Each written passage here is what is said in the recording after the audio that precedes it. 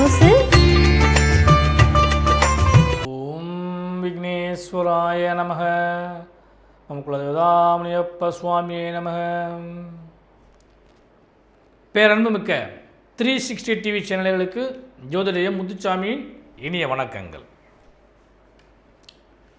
சகடகுருவினால் சங்கடமும் அஷ்டமாதிபதி சந்திரன் உச்சம் பெறுவதால் தேவையில்லாத செலவுகளும் விரயங்களும் அதனால் மன உளைச்சலையும் சந்திக்கக்கூடிய தனுசு ராசி அன்பர்களே, உங்களுக்கு இந்த வாரம் நிகழும் மங்களகரமான ஸ்ரீ குரோதி வருடம் சித்திரை மாதம் 22ஆம் தேதி முதல் 28ஆம் தேதி வரை, அதாவது 5/5/2024 முதல் 11/5/2024 வரையான இந்த வாரத்திற்கான பலாபலன்கள். அதன்படி இந்த வாரத்தில் முதல் கிரக நிலைகள். உங்கள் ராசிக்கு 3ஆம் இடத்திலே ஆட்சி பெற்ற சனி பகவானும், 4ஆம் இடத்திலே ராகு பகவானோடு செவ்வாய் பகவானும், பஞ்சமஸ்தானத்திலே சூரிய பகவான் உச்சம் பெற்று அமர்ந்திருக்கின்றார். அவரோடு புத பகவானும் சுக்கிர பகவானும் அமைந்திருக்கிறார்கள். 6ஆம் இடத்திலே உங்கள் ராசிநாதனாகிய குரு பகவான் அமர்ந்திருக்கின்றார். 10லே கேது பகவான் அமர்ந்திருக்கின்றார். உங்கள் ராசிக்கு 8ஆம் அதிபதியாகிய சந்திர பகவான் உங்கள் ராசிக்கு 4, 5, 6, 7 ஆகிய இடங்களில் இந்த வாரம் முழுவதும் பயணிக்க காத்திருக்கின்றார். இதுதான் இந்த வாரத்திற்கான கிரக அமைப்புகள். பொதுவாக சந்திராசமோ வேதியோ இல்லாது இருந்தால் அந்த வாரம் நல்ல வாரமாக அமையும். இந்த வாரத்தை பொறுத்தளவு உங்களுக்கு சந்திராசமும் இல்லை, வேதியும் இல்லை. ஆனால் இதுவே உங்களுக்கு ஒரு பலமான வாரமாக அமையக்கூடிய வாய்ப்பு உண்டு. அன்பர்களே, ஒவ்வொரு நாளும் நமக்கு நல்ல நிலைகள் இருக்குமா அப்படின்னு சொல்லி பார்க்குறப்ப, இந்த வாரத்தின் துவக்க நாளாகிய ஞாயிற்றுக்கிழமை அன்னைக்கு 5/5/2024 திதி மாலை 4 மணி வரை துவாதசி திதியும், அதன் பின்பு திரியோதசி திதியும், தேய்பிரை திரியோதசி திதி வருகிறது. மாலை 6 மணி வரை உத்திரட்டாய நட்சத்திரம், அதன் பின்பு ரேவதி நட்சத்திரம். அமிர்தயோகம் கூடிய அந்த நாள் சுப முகூர்த்த நன்னாளாகவும் பிரதோஷ நாளாகவும் வருகிறது. அப்போ ஞாயிற்றுக்கிழமை அன்னைக்கு முகூர்த்த நாள், பிரதோஷ நாள். அடுத்து திங்கட்கிழமை 6/5/2024 திதி மதியம் 1:30 மணி வரை திரியோதசி திதியும், அதன் பின்பு சதுர்த்தசி திதியும் வருகிறது. மாலை 5 மணி வரை ரேவதி நட்சத்திரமும், அதன் பின்பு அஸ்வதி நட்சத்திரமும் வருகிறது. சித்தயோகம் கூடிய இந்த நாள் ஒரு சுப முகூர்த்த நாள். அப்போ இந்த வாரத்தில் 2வது சுப முகூர்த்தம், ஞாயிறு திங்கள் 2 நாட்களும் சுப முகூர்த்த நாள், யோகமான நாட்கள். அடுத்தபடியாக செவ்வாய்க்கிழமை, அதாவது 7/5/2024 அன்றைக்கி பார்த்திங்கன்னா பகல் 11 மணிக்கு மேலே அமாவாசை ஆரம்பிக்கிறது. மறுநாள் காலை 9 மணி வரை அமாவாசை திதி உண்டு. அமாவாசை திதி என்று நினைக்கிறது நட்சத்திரத்தை பொறுத்தளவுக்கு மதியம் 3 மணி வரை அசுப நட்சத்திரம், அதன் பின்பு பரணி நட்சத்திரம். சித்தயோகம் கூடிய ஒரு அருமையான நாள் அமாவாசை திதி. அடுத்து புதன்கிழமை, அதாவது 8/5/2024 காலை 9 மணி வரை அமாவாசை திதியும், அதன் பின்பு வளர்பறையில் வரக்கூடிய பிரதமை திதியும். அன்ற நட்சத்திரத்தை பொறுத்தளவுக்கு மதியம் 2 மணி வரை பரணி நட்சத்திரம், அதன் பின்பு கார்த்திகை நட்சத்திரம். சித்தயோகமும் அமிர்தயோகமும் கூடிய ஒரு சுப நாள். அடுத்து வியாழக்கிழமை 9/5/2024 திதி வளர்பறை துவிதியை திதி, மதியம் 1:30 மணி வரை கார்த்திகை நட்சத்திரம், அதன் பின்பு ரோஹிணி நட்சத்திரம். மரணயோகம் கூடிய நாள் அன்று சந்திர தரிசன நாளாக அமைகிறது. அடுத்து வெள்ளிக்கிழமை யோகமான நாள் வெள்ளிக்கிழமை 10/5/2024 திதி வளர்பறை திருதியை திதி, அதாவது சித்திரை மாதத்தில் வரக்கூடிய அமாவாசை முடிந்த அந்த 3ஆம் நாள் திருதியை திதி, வளர்பறை திருதியை திதி அட்சய திருதியாக அழைக்கப்படுகிறது.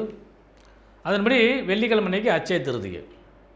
அந்த நட்சத்திரத்தை பொறுத்தளவு பார்த்திங்கன்னா மதியம் 1 மணி வரை ரோஹிணி நட்சத்திரம், அதன் பின்பு மிருகசீரிஷ நட்சத்திரம். அன்று மரணயோகமும் சித்தயோகமும் கலந்த அருமையான நாள் அட்சய திருதியை நாள். அட்சய என்றால் அல்ல அல்ல குறையாத என்று பொருள். அப்போ ஒரு வீட்டில் என்ன அல்ல அல்ல குறையாமல் இருக்கணும் அப்படின்னா தானிய வகைகள் தான், உணவு தானிய வகைகள் அல்ல அல்ல குறையாமல் இருக்கணும். அப்போ அரிசி, பருப்பு, உப்பு, புளி, மிளகா, பலசரக்கு ஐட்டங்கள், இதெல்லாம் நிறைஞ்சிருந்தால் அன்னபாக்கியம் நிறைந்து நிற்கும்.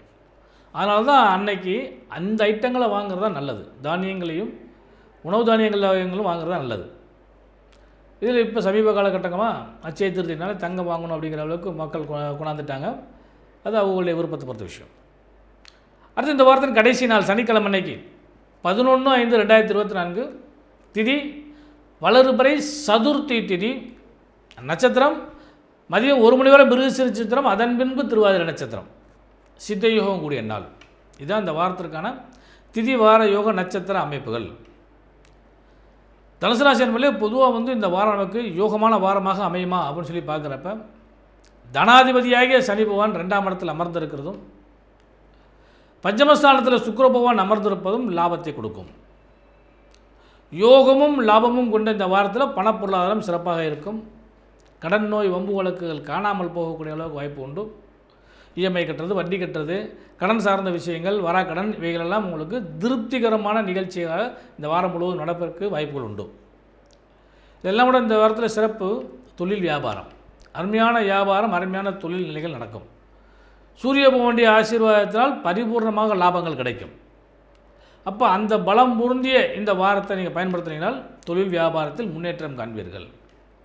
தொழிலில் இதுவரை இருந்த சுணக்கங்கள் எல்லாம் மாறி திருப்திகரமான நிலைகள் நிலவக்கூடிய அளவுக்கு வாய்ப்புகள் உண்டு. உத்தியோகஸ்தர்களுக்கு இந்த வாரம் பொன்னான வாரம். யோகமும் லாபமும் பொருந்திய இந்த வாரத்தில் பணிச்சுமைகள் குறையும். பணிகள் நிறைய இருந்தாலும் பகிர்ந்து அளிக்கப்படும். உங்களுக்கு உதவிக்க நிறைய ஆள் வருவாங்க. அதனால் இந்த வாரத்தை பொறுத்தளவுக்கு உத்தியோகஸ்தர்களுக்கு ஒரு பொன்னான வாரமாக அமையும். சுபமுகூர்த்த யோகங்கள் கொண்ட ஒரு அருமையான வாரம். ஏன்னா இந்த வாரத்திலே 2 நாள், திங்கள் மற்றும் ஞாயிற்றுக்கிழமை, அந்த 2 நாளும் சுபமுகூர்த்த நாள்.